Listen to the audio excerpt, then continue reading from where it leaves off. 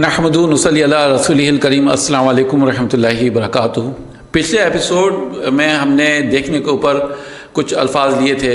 आज इसका दूसरा हिस्सा आपके सामने मौजूद है। ये नज़र की कैफियत के लिए है, यानी कुरान मजीद में जो अल्फाज आए हैं और जिनका ताल्लुक़ नज़र से, उसको आज इंशाल्लाह हम डिस्कस करेंगे। पहला लफ्ज़ है और वह है शख़सा। इसके मायने होते हैं आँखों का पथरा जाना, आँखों का बेनूर होना या पलक ना झपकना।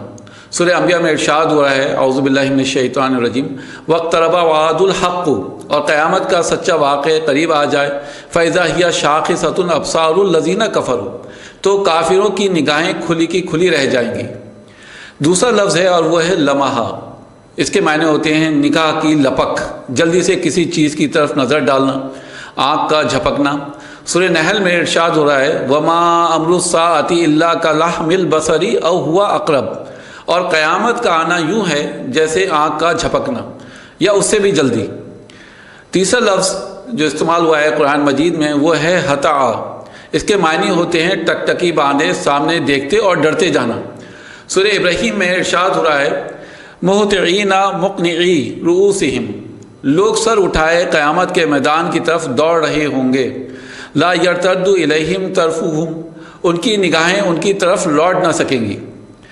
चौथा लफ्ज़ इस्तेमाल हो रहा है कुरान मजीद में और वह है अशा। इसके बुनियादी मायने अंधेरी की वजह से चीज़ों को वाज़े नज़र ना आना, और कभी यह लफ्ज़ महज अंधेरे के वक्त के लिए इस्तेमाल होता है। अल इशा के मायने होते हैं शाम के बाद का वक्त, रात की निगाह का कमज़ोर होना, इसके मायने में भी ये इस्तेमाल होता है। जैसे कहा जाता है अशिया यशा अशियन व इशावतन, तो इसके मायने होते हैं रात को नज़र ना आना, आप कहते हैं रतौंदा होना। इशवतन के मायने होते हैं वो शोला जो रात के वक्त दूर से दिखाई दे। सूरह ज़ुखरुफ में इरशाद हो रहा है, वमन याशु अन ज़िक्र रहमानी, और जो कोई अल्लाह की याद से आंखें बंद कर ले, नुक़य्यिद लहु शैतान, हम उस पर एक शैतान मुसल्लत कर देते हैं, फ़हुआ लहु करीन, जो उसका साथी हो जाता है। पांचवा लफ्ज़ है अक़मदा ऐनहु। इसके मायने होते हैं किसी का अपनी आँखों का बंद करना।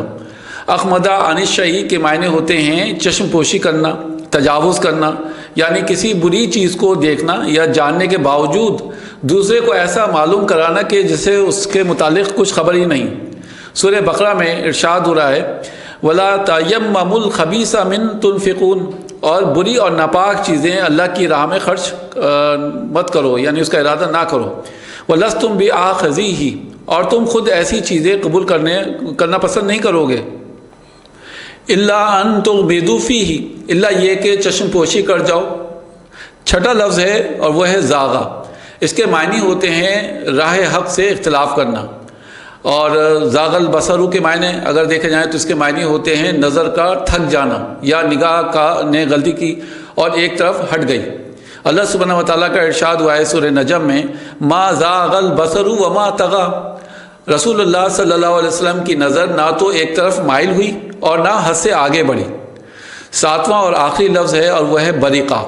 इसके मायने होते हैं चमकने वाली बिजली, और अगर कहा जाए बरीक़ल बसरू तो इसके मायने होते हैं बिजली की चमक से आँख का कुंद होना या किसी तेज़ रोशनी से आँख का चुंधिया जाना।